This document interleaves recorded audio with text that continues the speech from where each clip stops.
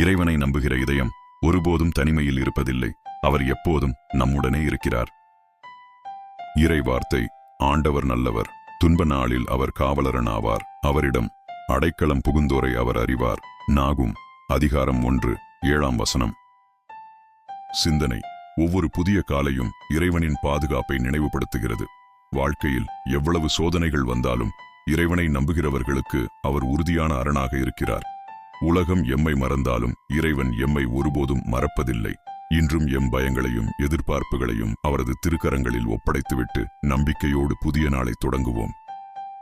செபம்: அன்பு நிறைந்த தந்தையே, இந்த புதிய விடியலை எனக்கு தந்ததற்கு உமக்கு நன்றி கூறுகிறேன்.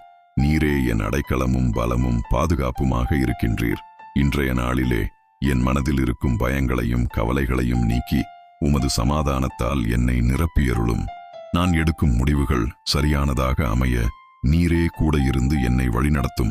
என் வார்த்தைகள் பிறருக்கு ஆறுதலாகவும் என் செயல்கள் உமது அன்பின் சாட்சியாகவும் இருக்கட்டும். ஆமென்.